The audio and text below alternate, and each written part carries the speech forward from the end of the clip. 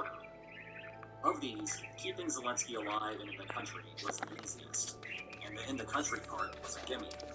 All Zelensky had to do was refuse any plane, train, or automobile that the West was offering.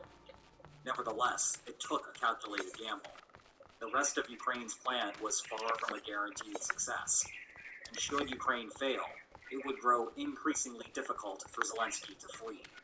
That would jeopardize the continuity of government and facilitate the appointment of a Russian proxy to the presidency.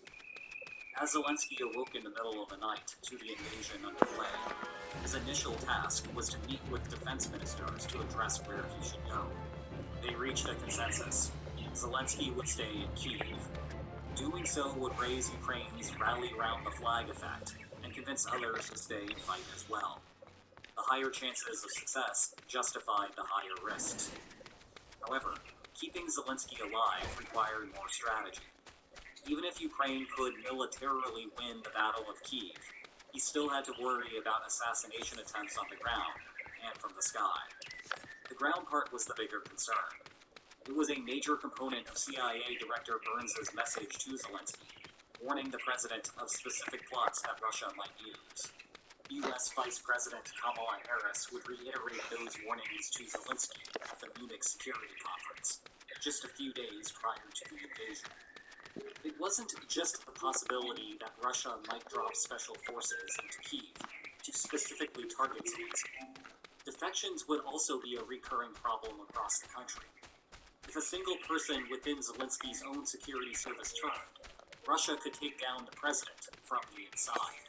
Ukraine therefore retooled its protection assignments. Only those whose loyalty was unquestionable could get near Zelensky while armed.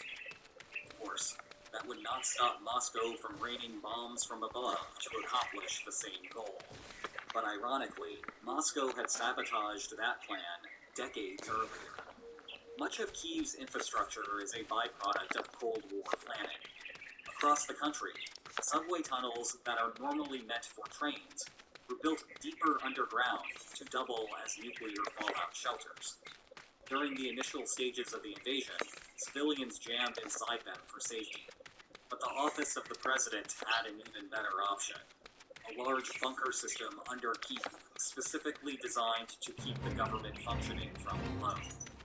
Those who have been in the bunker tunnels describe them as so vast and disorienting that even if you knew where Zelensky was within them, you would still have a hard time navigating your way there. When it was safe, Zelensky would pop out every now and then to rally the troops and verify that he was still alive. But the bunker network effectively guaranteed his safety. And just like that, Ukraine had foiled one of the critical aspects of Russia's invasion plans. The first goal was complete. The second task was to prevent Russia from establishing a sky bridge to Kyiv. At 150 kilometers on the ground might not seem like much to drive, but even under good conditions, simply flying everything directly to the combat zone makes life a lot easier for the invader. We have discussed the main effort here before, so I will keep this part brief. Russia's central goal was to target the Hostomel airport, just a 38-kilometer drive from the capital's center. You might remember it as the home of the former AN-225, the world's largest plane before it got destroyed in the invasion. During peacetime, the airport served as a freight station. Its long runways, normally meant to accommodate heavy cargo liners like the AN-225, were ideal for landing heavy military equipment. Burns had also warned Zelensky about the importance of the airport, so Ukraine was prepared to respond.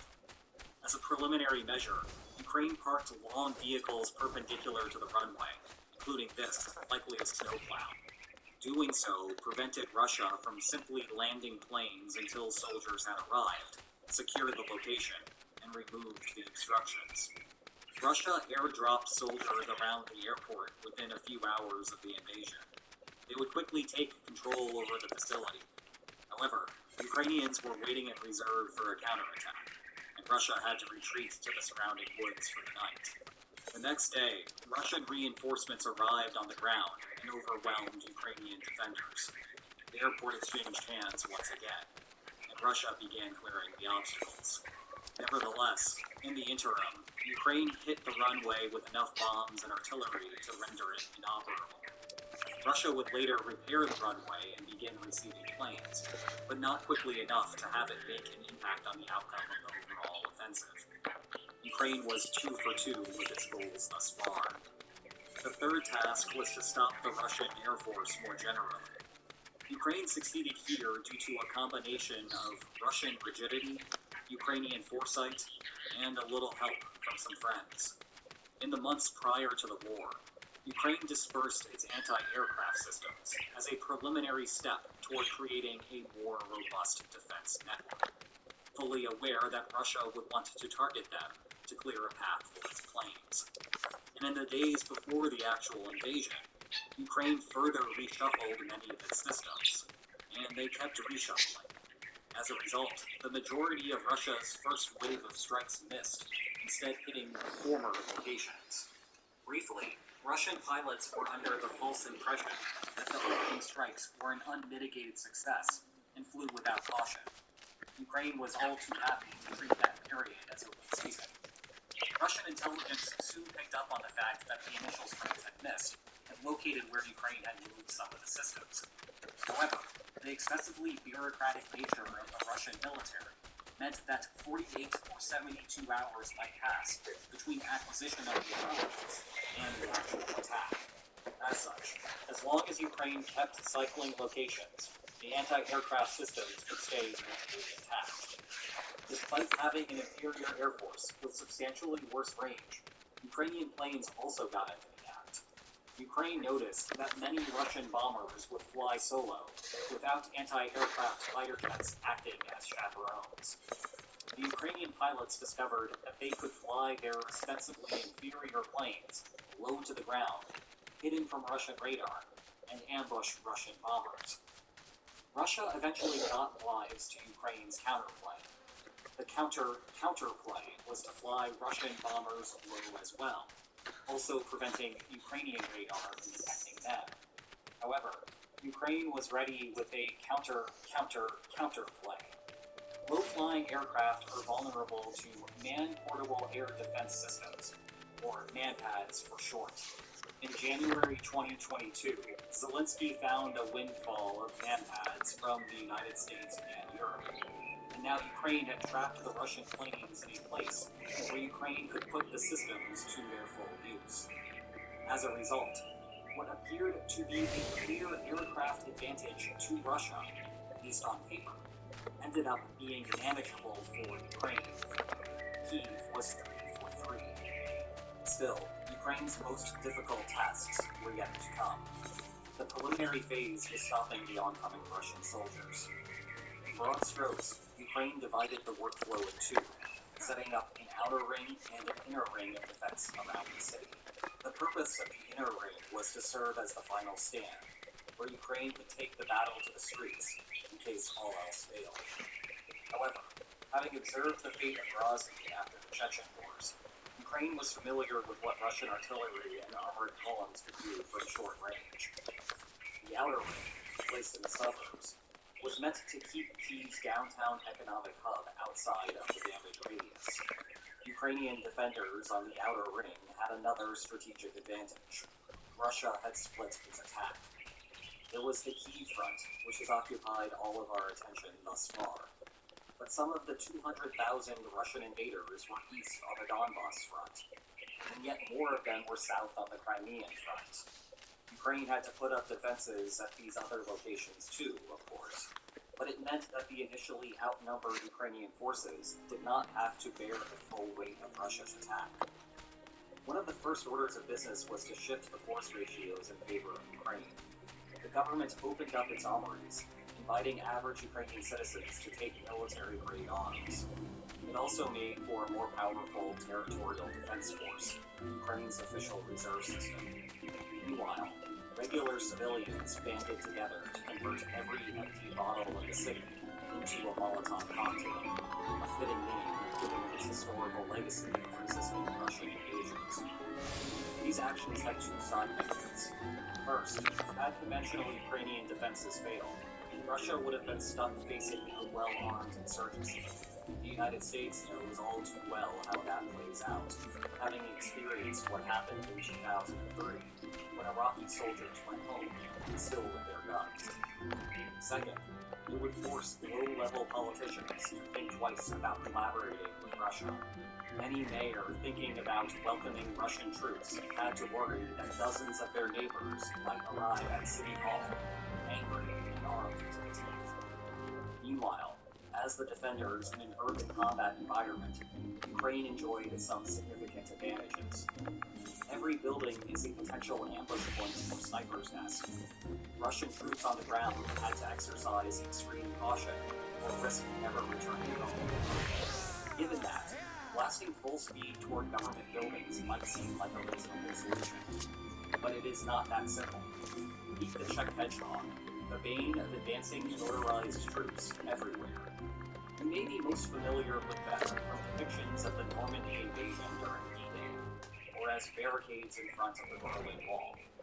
However, their origin dates back to border fortifications that Czechoslovakia was developing in the 1930s, before the Munich Conference rendered that irrelevant. If a vehicle, tanks included, attempts to roll up to a hedgehog, the device is liable to lodge itself under the chassis and lift the vehicle off of the ground. At that point, the millions of dollars of hardware become easy pickings for the defenders. Attackers cannot blast their way through either because of the hedgehog's symmetric design. The hedgehog will roll over and continue to function as it used to. The Czech hedgehog is pointy and has the ability to spin. It's just a little less cute than the furry type. One of the two decent counter strategies is to move them yourself, and weighing roughly 200 kilograms, you'll probably want to go with its phone. That is a risky play if you suspect that there are defenders in the area. The other option is to simply go around. That might work in an open field. That strategy will not always present itself. If in Ukrainian geography, you will oftentimes find yourself wanting to cross a bridge, blocked by a healthy dose of hedgehogs. The detour alternative, for example, going north around to the Kyiv reservoir, might leave something to be desired. In urban settings, buildings often block that option as well. Thus, the only solution is to move the hedgehogs and pray you don't draw fire in the meantime. Moreover, they are exceedingly simple to make. They are just 3 I-beams welded together. As soon as the war began, welders across Ukraine quit what they were doing, found whatever scrap metal was lying around, and mass-produced hedgehogs. Of course, as more buildings were destroyed, more raw materials for I-beams suddenly became available.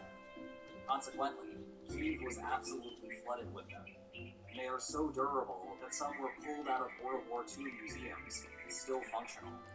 Pockets of Russian soldiers did penetrate into the city, leading to some urban combat.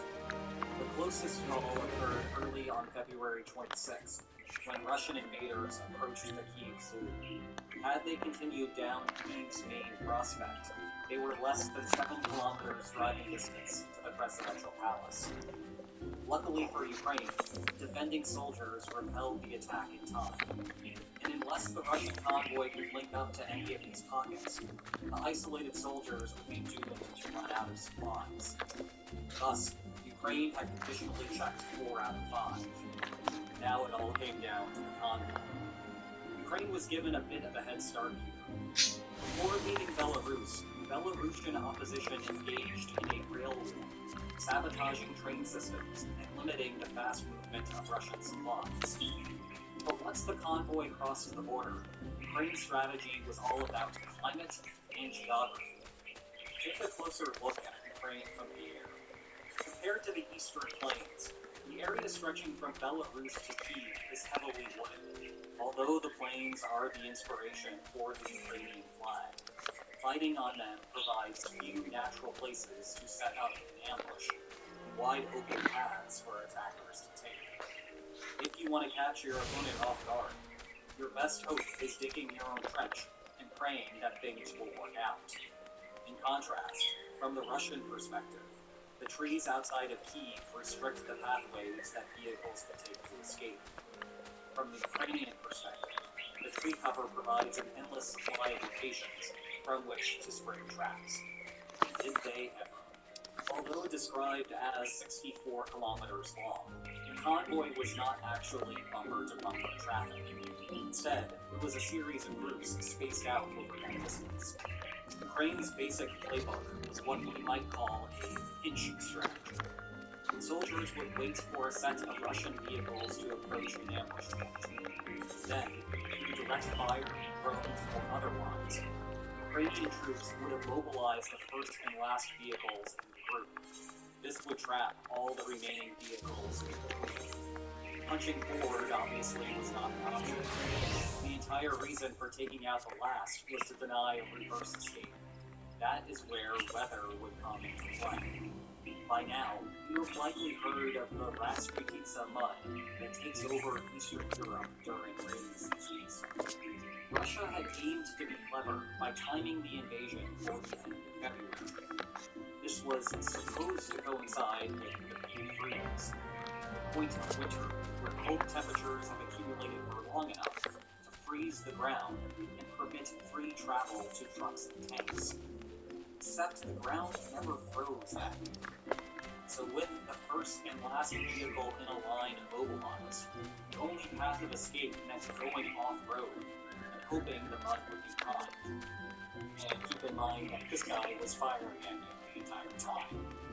If the mud was unkind, Russian soldiers would have to abandon their vehicles and run. This is how Ukraine recovered so many pieces of otherwise fully functional military equipment. Ukraine did a number of things to exploit this latent advantage. Checked hedgehogs could also block roads, whereas buildings flanked the hedgehogs in urban settings. Here it was trees in the mud. Meanwhile, heading north of downtown Kyiv, Ukraine set up another series of solutions to deny Russia rapid entry into those sensitive areas.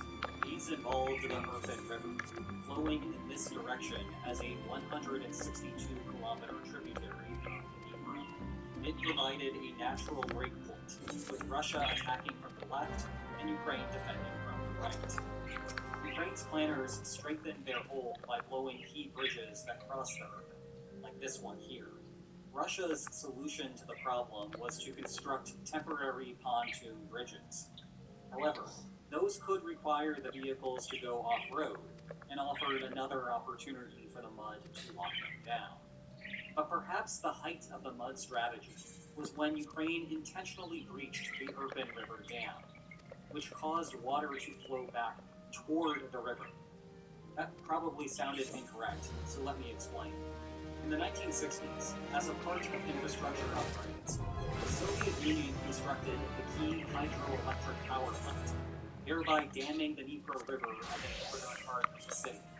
The water that filled in afterward became the Kyiv Reservoir, which covered a vast 922 square kilometers of territory.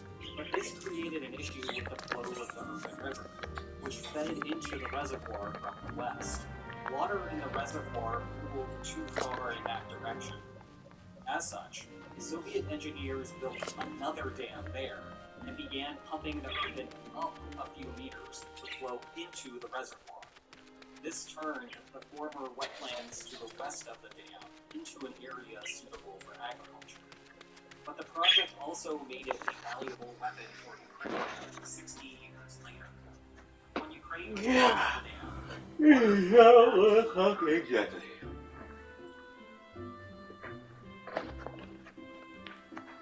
Let's see.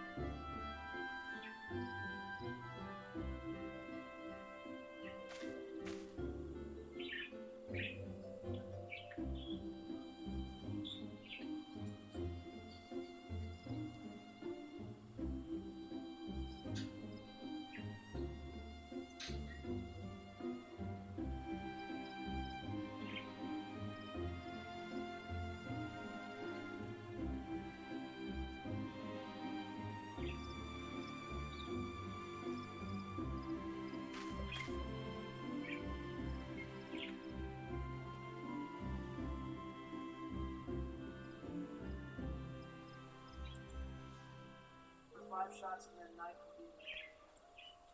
Alright guys, remember 5 shots and then knife will be there. You say that like this is our first time playing work. I've been riding this shit since the beginning. Guys, I'm gonna use the free gobble gum to get my perks on round 1. You better throw those fucking windows wide and gates out as soon as you get workaholic. You'll told me all about shadows and evil. Why won't play with you? Dude, I've told him 6 times already it was an accident. Oh, and by the way, I called the other staff. Whoa, look at Joe, I'm supposed to be nice. Joe, if anything, you should take the win staff. Your old man breath already blows its own. Barack, you and I only know the ice staff steps. Donnie, please just let me build it. Jesus Christ, Joe, just look up a tutorial on one staff is in the back. It could be worse if you build it the light machine. Well, I don't want to wait for a chance to run. Fine, I guess I'll take fire.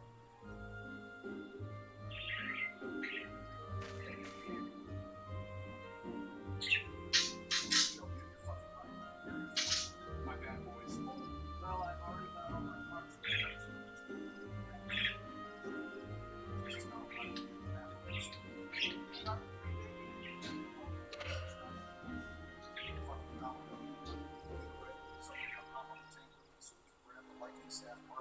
Donnie or George, you're gonna have to help him out. Apparently, I gotta let the robot step on me so I can get my parts.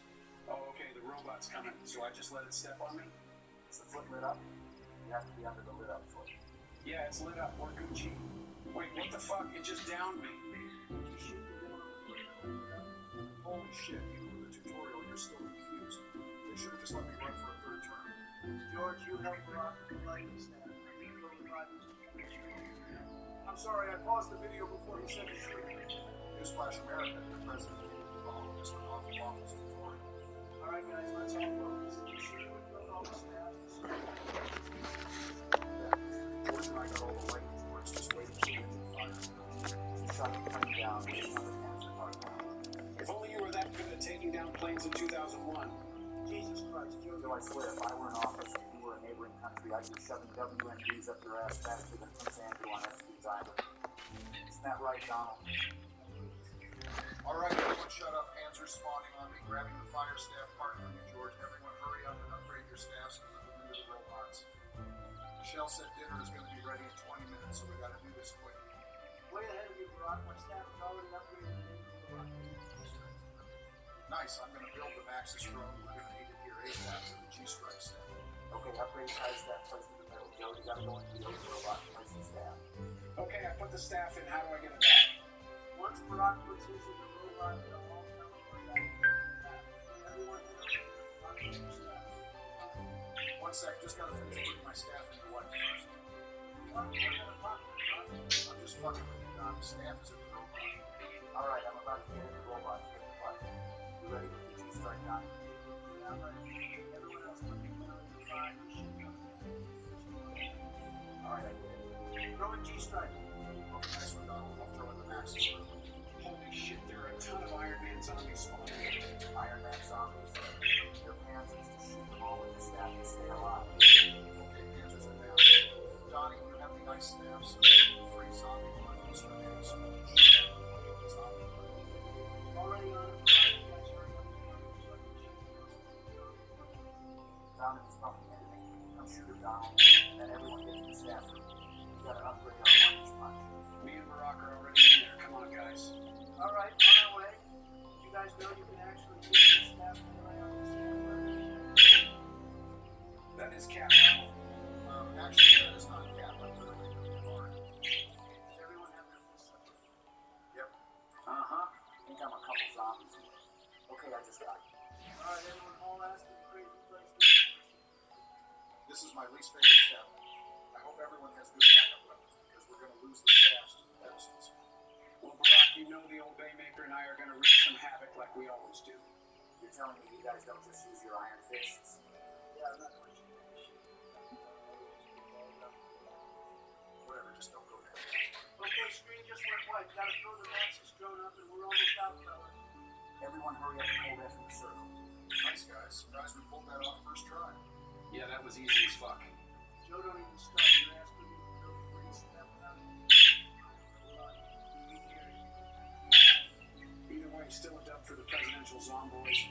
Yeah, good shit. Alright, gotta go. Michelle said supper's ready. Catch you later. Yeah, I'm missing out too. Well, Donnie, want to duo some Dare Eisendrache?